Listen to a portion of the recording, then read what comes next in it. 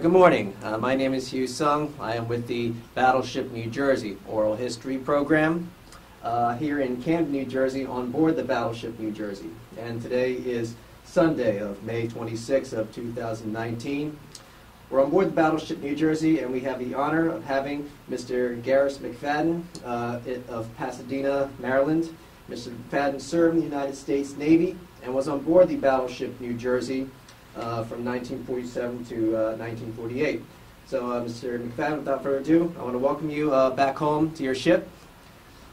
Is this your first time back, sir? My first time back? Yeah, is this your first time back, sir? No, I came back I went around the world and I came back see where the dark fella that became president, where he came from. President of the United States, sir? Yeah. During what time, sir? My ship went over there. See, this ship didn't just, it went round the world, and it couldn't have done it because it stopped at Japan. It stopped. Hawaii? Huh? Hawaii, sir? Yes. Oh, Hawaii. Yeah.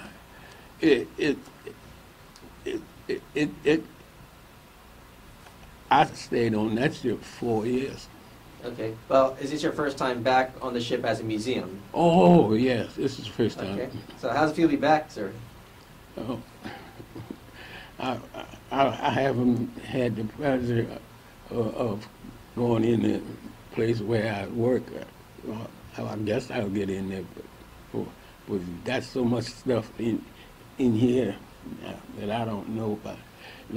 You know, the last time I've been probably like in here is when they was in the water, and it was sucked. The one in the water shot at us and hit somebody on the side of the ship. That's it. All right. Okay. You don't mind me asking you to remove your cover, sir? Remove your cover, sir. All right, thank you, sir. So we can see you better. And your current age, by the way? I'm 89 years old. Okay. Let's begin by how you got involved in the United States Navy. Anything you remember from growing up during World War II? Like anything you remember from that time? Yeah. The reason I went to the Navy because I didn't want to get into man walking in the ground. Army, sir? Army, yeah. So because I wanted to be somewhere where it'd be warm and can eat. And I have some of the stuff that those people that was in the Army was, in the dirt and stuff. Oh, yes. And so I took the Navy, and I always had something hot to eat, Oh, yes. No need for rations, sir. But that's true. That's why I did it. Okay. Anything you remember from, joining, from recruiting? Anything you remember from that? Like seeing the recruiter? Do you remember anything like that? Or basic training? My training was when I got that the first ship where the fellows was coming back from duty overseas, and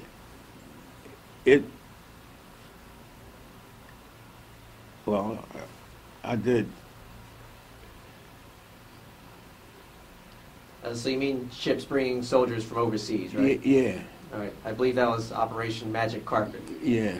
You know, lots of ships were deployed to bring soldiers home. Yeah. So you saw them coming back?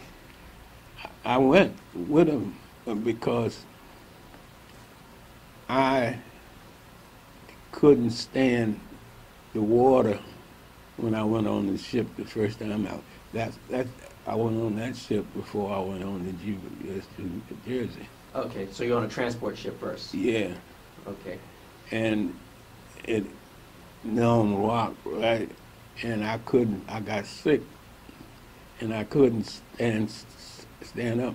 They put me down in the refrigerator for about a month.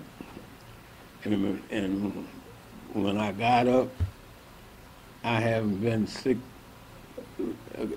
And the ship is done jump up straight up in the air almost, but I never fell down anymore. Rocking and pitching, right? Yeah, Okay.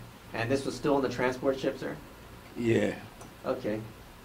So, do you remember how long you were on the transport ship before you got to New Jersey? Quite a while, because I went, when I did come back, I went and didn't do anything.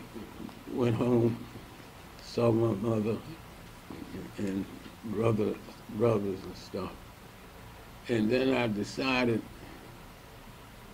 because I heard about it, that this ship was in Jersey City. Okay, so I got my cousin to take me up to Jersey City.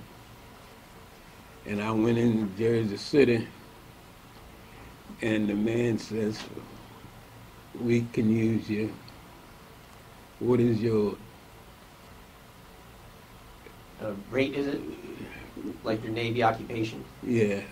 And this fella, like I said, that tall fella looked like it, came in and he says,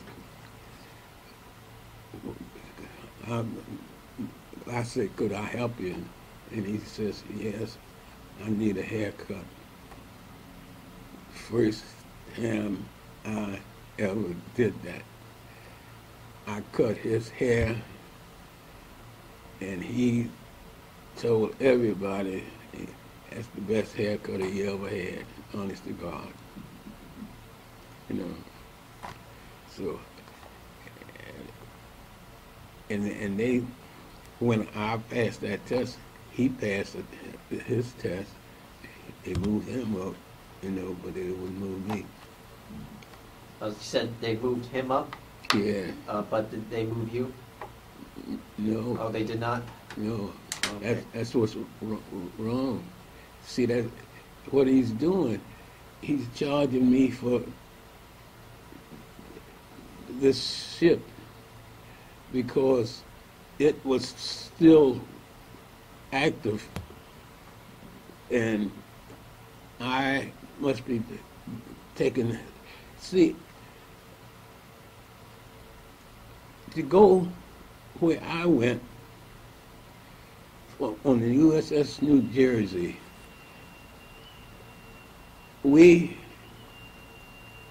oh my God, to you know, Atlanta, Georgia, overseas that way.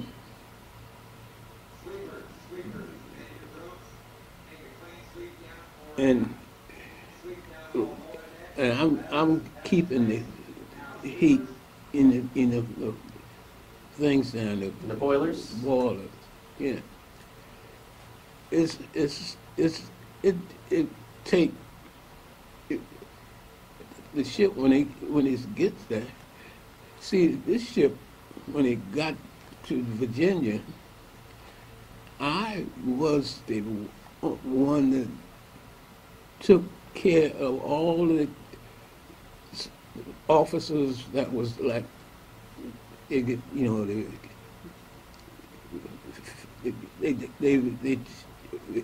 they had passed. They had lieutenants and things. And they got me to walk them all over. I walked them from the tail of this ship to the head of it, and gun and everything on it. I just, because I was interested in everything on this ship. So you were walking with these officers? Yeah. Okay. And that was about 150 of them, I think it was. Okay. Were you ordered to walk with them? They didn't order me, they told me. Told me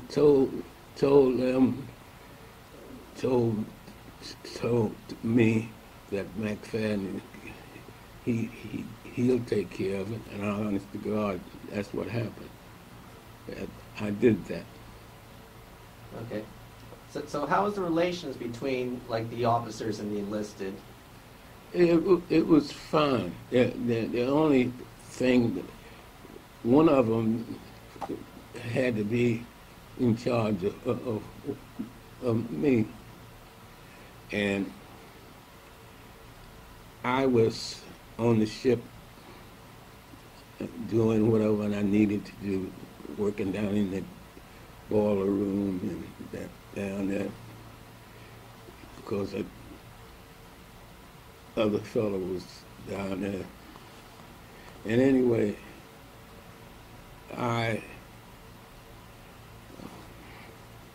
what did I just say to you? That you were walking with the officers, and the relations between the officers and the enlisted. Yeah, and he came up to me and told me that you need to go in the restaurant, the dinner thing, or whatever. The mess deck, right? Yeah. And I said to him, I said, sir, I'm the oldest one of the fellows that's been here. I came here when nobody was here but me and one fellow that was down in the room. He says to me, you need to take him out. And I said to him, I wrote a letter to the chief of the ship. That's when my problem really started. So you want to talk to the commanding officer of the ship, right? Yeah. That was Captain Tyree. Yeah. Okay. And when it happened, this soldier, right, was the guard on the ship, the soldier. I believe it was either a Marine or Navy Master at Arms. One of the security, right? Yeah, Okay. the soldier. And when they tried me, the master of the ship, man of the ship, lost it. He put me on he was going to throw me in jail, really, saying I did the wrong thing. But I wound up was not true, you know. So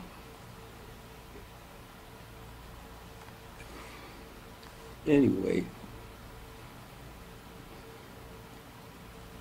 ask me something else against that. Okay. All right. So you were accused of escaping the chain of command by going up to Captain Tyree, right? Yeah. And so you're facing disciplinary action? Yes. Okay. Anything that came out of it? No, but the soldier that was there when he was charging me, getting me, and he said to me, you are not standing what you're supposed to do, and your man is pointing you out. And this soldier touched me and it says, you got to be careful because you are making a fool of him. Be careful. And so what he did right after that, he took me off of the thing. But the only reason I didn't go off of my boiler thing is because we was going into land where it was the second fight was on now. You know, I went into three things. Japan, four things really. Anyway, I did it that way. All right, so you believe this incident was race-related, right? Yes, I do. So for the Stalker record, why don't you talk about the race relations at this time? Because at this time, even though Truman desegregated our military, there were still some issues going on. So anything you remember during this time in regards to race relations? Yes, I do. I don't really care to talk about Trump because Trump started in the South, and I was a fella that could get along with anybody. And if a fella didn't like me, and he wanted a couple dollars or something, I'd give it to him if I got it, and don't ask him for it. I just embarrass him if he don't pay me. Right now, I got documents. He can tell you that you never seen one man have to do. He can tell you, I caught hell, but I still what I do. I never hurt anybody, never got hurt, I had cars, never had a wreck, never fought nobody.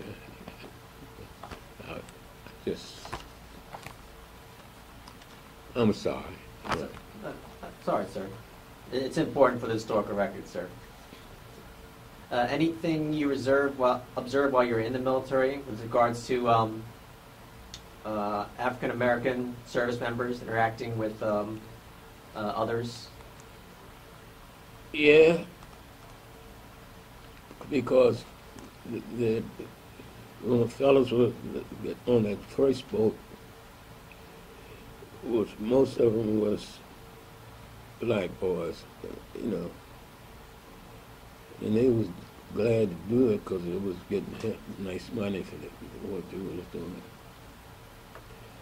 And when I went to the ILA, that's the longshoreman's waterfront job that I went to the longshoreman's, and the ILA longshore place was tore up, and I was always a nice fella trying to make sure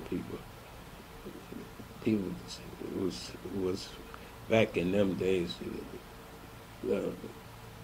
blacks had a little problem. And anyway, I was able to work it out for them.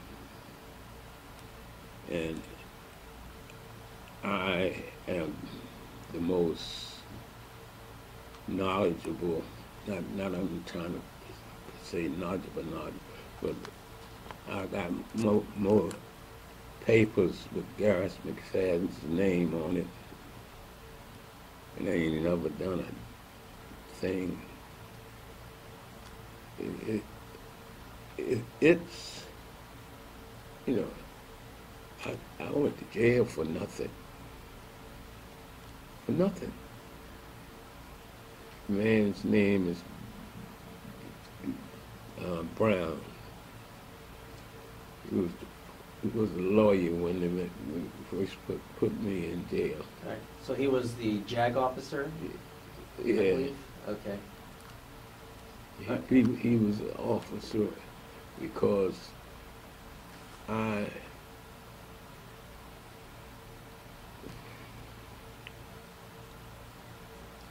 anyway, I had to go to jail. Okay.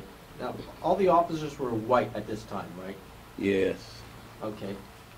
Did you observe any other, like, way that they treated the others? Like the other non-white enlisted? Like from other non-white enlisted, do you observe, like, any other different treatment that... I right now, I get, every month, I get a card from the Indians. I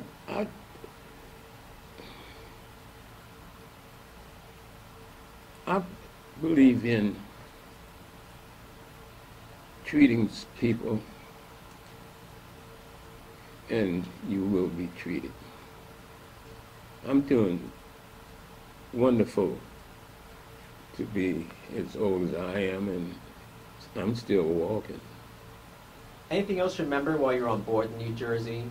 Like anything you remember from, like, the boiler duties or any, like, ports of call you visited? I think you mentioned Japan, Hawaii, like anything that sticks out from them? Yeah. And right on the other side of Japan is I've been to all of those places on that ship.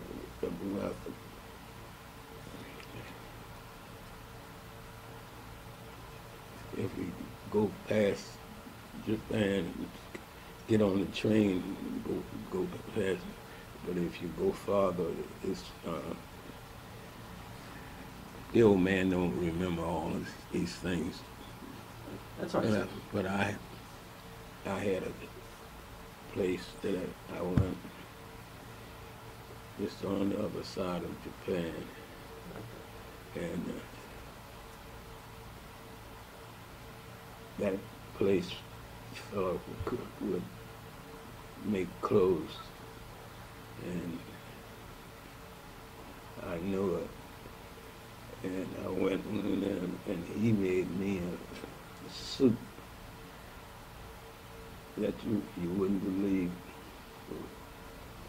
That's the best suit I ever had, really. All right. So a Japanese, like, civilian made you a suit, right? Yeah. Okay. Did he accepted American payment? Yeah. Okay. Yeah. How did... But he wasn't Japanese. It's another thing. He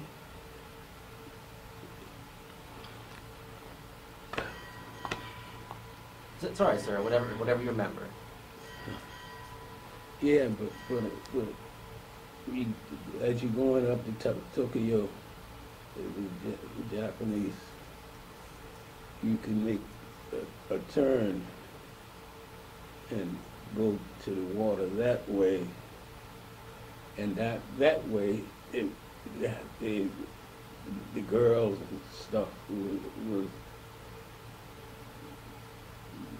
giving you baths. Oh, the bathhouses, yes. Yeah, because I went down and took that thing, and the lady come in the water with me, but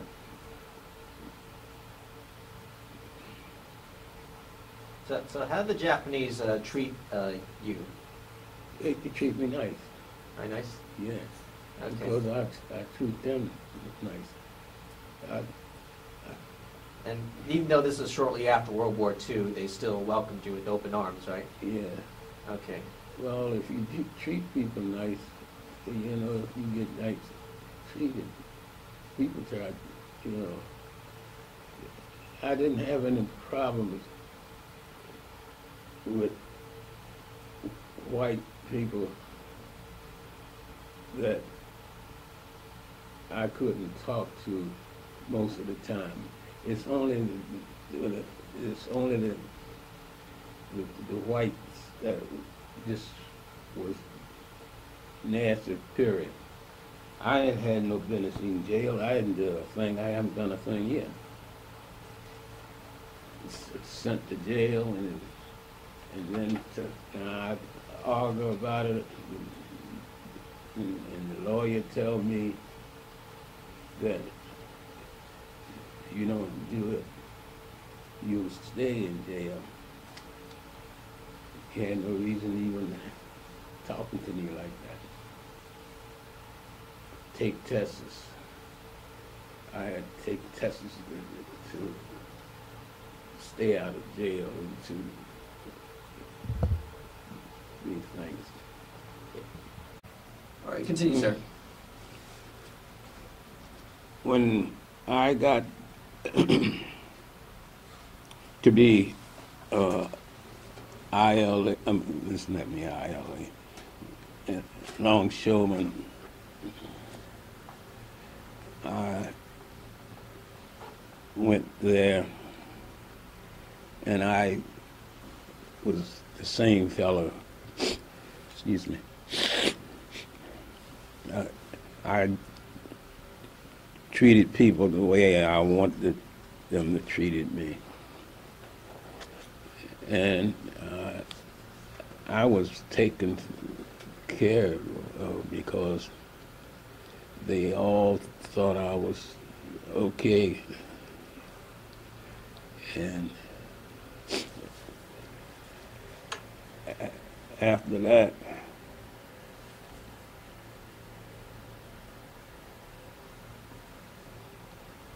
we can pause it. We can pause if you need to.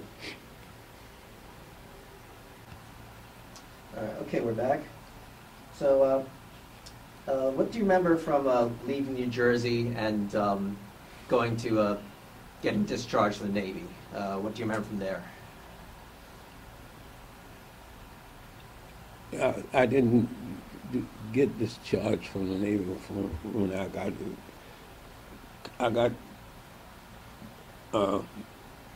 on the bus or something now. I can't remember how I got up to New Jersey, but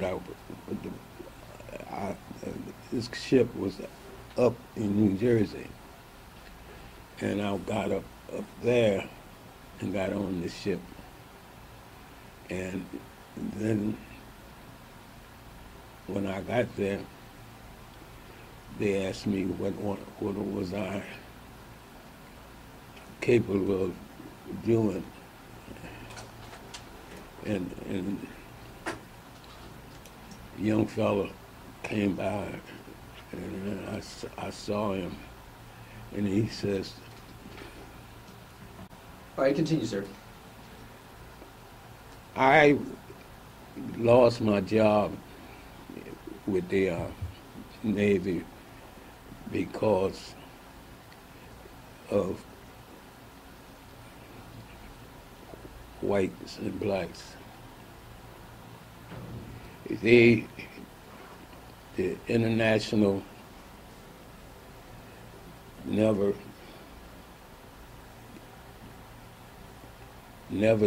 treated me the way I should have been treated, because I stayed 30-some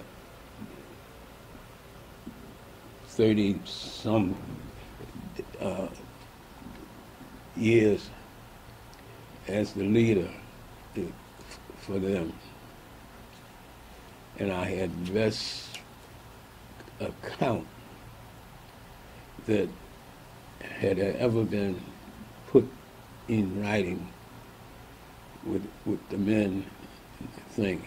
It's even now they remember me, want me, and I got the documentation that, that you will believe about it. Okay. You mentioned there are people under your command, right? Yes. Was this in the Navy? You had people under your command. Was that in the Navy? No. All right. This is your post-Navy job? Yeah. Okay. Is it called ILA, sir? Yes. Okay. Anything you want to talk about that? Yeah. I got a flag on my house. Okay. So why don't you talk about the organization for the historical record? I have a very, and he's not going to say anything, but he knows that I have documentation and that I have a chance of being, well, they want me to, ACLU wants me to come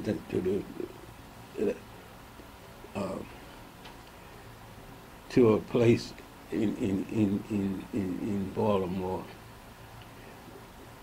and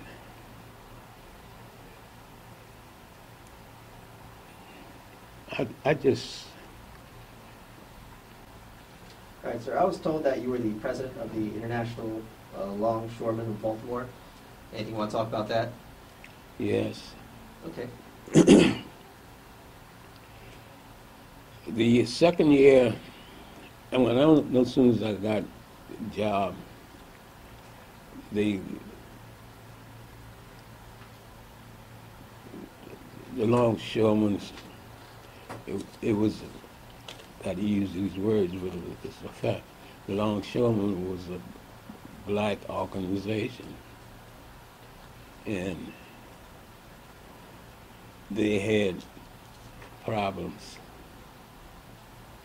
and I was able to do things, and they would have let me, cause I do the things that help what was supposed to be done. Like this ship would come into, what's the name, and I would be able to tell the men how to do what they do. And that was, I was a lieutenant then, and it was voting time, and I had a couple of fellas, and we were standing in front of the house, and we wanted to know who was going to become the president. And I started off by telling Ben, a friend of mine, he was okay. And they all look around, and I said, "What's the matter with y'all? What's wrong with Ben?" Ben had a bad eye. I didn't know it, but he was a good tractor driver. So anyway, they said, "We don't want Ben, we want you." Well, I didn't never know how to walk up to you and say, "Man, hey, how about vote for me?" Help them. And from that point on, I grew. And I was married to a lady by the name of Barbara. And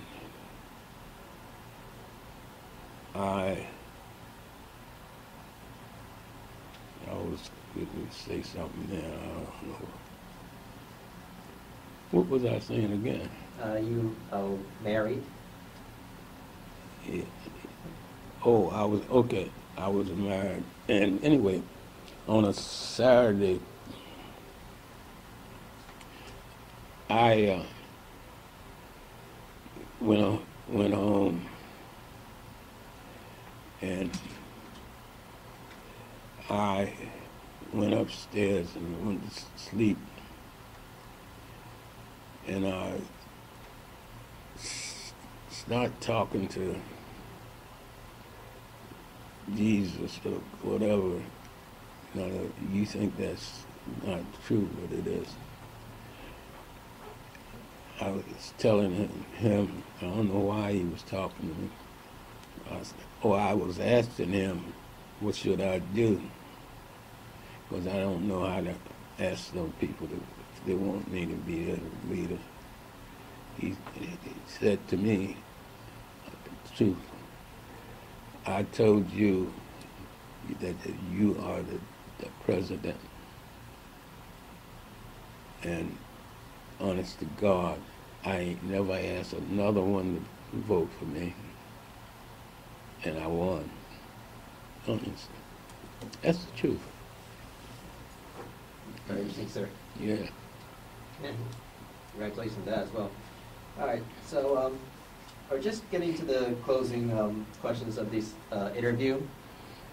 So is there anything that I didn't ask about that you'd like to say about your time in the Navy or post-Navy life? Yes. I had a friend that when I was in Baltimore, and he called me one day and says, come out here, I got something for you. I got Barbara didn't want to go, but she went anyway, and I was able to get a house that was a 2-story house, and it was tore up really, and I got my 3 children and everything. And the man next door came up and showed me how to tear that house down. If you can see I live 173 Mountain Road, Pasadena 1122. You see that house is worth about $6,000 to $7,000, and it's covered with something that a lot of people don't think of. I don't know how old you are, but I know that you were living when they had pine trees and all that kind of stuff. You could still see. Do you know the good Lord came down one day and said, I am going to change it. You can't find a tree that ain't green nowhere. He made it, and he make it rain a lot so the trees go up, and this kind of stuff is put up, made up out of that wood and stuff. It is. He does that. because they're building houses now you wouldn't believe it. And I got the land, now I'm gonna try to do it. The Bible says, don't be afraid to ask for what you want, as long as you know that you want to do it right. Professor. Okay. All right, so we'll conclude this interview. So first of all, Mr. Garris McFadden, I want to thank you for your service to our country and taking the time to join us. And my name is Hugh Sung, assistant with the Oral History Program here at the Battleship New Jersey, which is docked here in Camden, New Jersey. And today is Sunday, May of 26th of 2019. Our interview guest is Mr. Garris McFadden of Pasadena, Maryland, who served in the United States Navy on board the Battleship New Jersey. This recording, any transcripts, abstracts, or indexes made from the recordings will be stored in the Oral History Department of the Battleship New Jersey, Library of Congress, as well as the New Jersey State Library Systems. All recordings were made available to writers, researchers, teachers, and historians. And I'm Hugh Sung signing off. Okay, good afternoon. My name is Hugh Sung, assistant with the Oral History Department here at the Battleship New Jersey. We just completed an interview with Mr. Garris McFadden, who served on the Battleship New Jersey. And he does have a book with him that I'm going to zoom in. So, Mr. McFadden, anything you'd like to talk about what you're holding in your hand? Nope, I'm not. I don't remember any of these people. I thought, since I've been keeping this. Is that called a cruise book, or is there another term you use for it, like a yearbook almost? It's really a thing with nothing but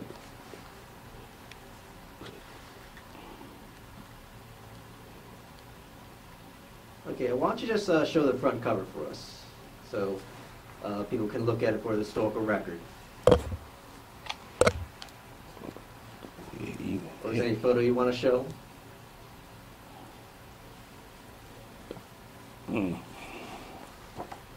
That ain't.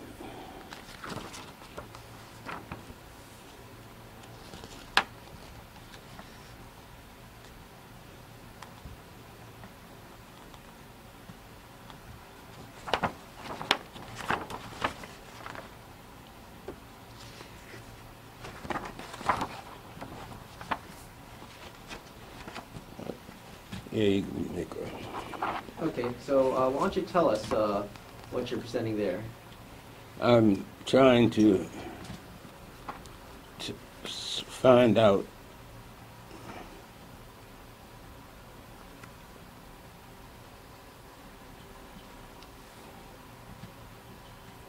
Admiral Forrest P. Sherman. I don't mean no harm. I'm sorry.